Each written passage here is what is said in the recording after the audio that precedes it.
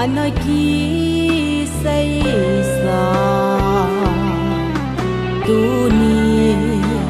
agoi hu ta van loi thiên mo na agon hu do di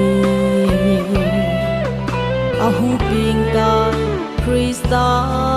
e ho di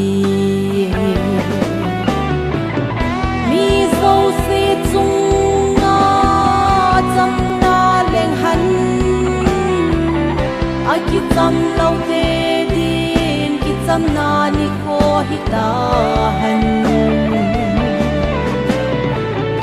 hu hin ku Krista lim ti u te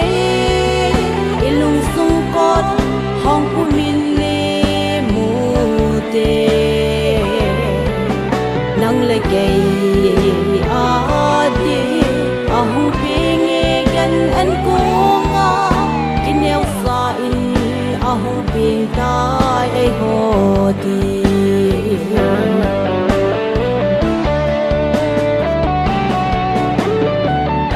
nu ngo thing se Mary oi sung nga thagau thi nga gon ahung ki zilin ta sa phe in tunin ay hola ahung ping tai nang legay hu hing dingi mi so si chung na cham na leng han ai ki cham lo te din ki cham na ni ko hi ta han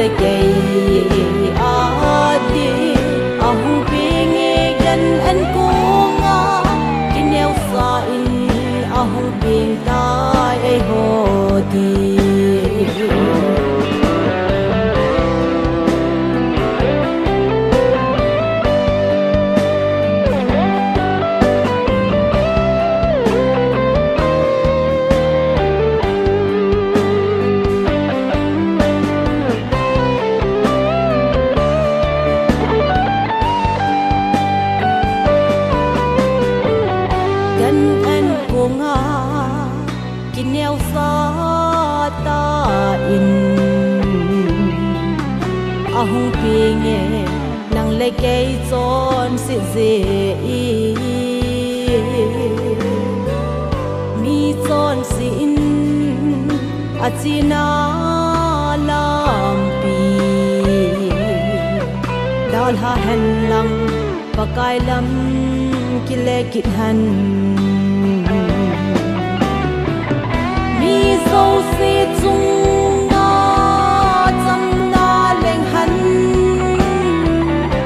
ki cham lo te din ki cham na ni ko hi ta han hu hin ku Krista lim ti u te ilung sung kot hong ku min le mu te nang le ke a di a hung ping e gan an ko ahu ping tai ai ho ti mi so si chung na cham na leng han ai ki cham lo te din ki cham na ni ko hi ta han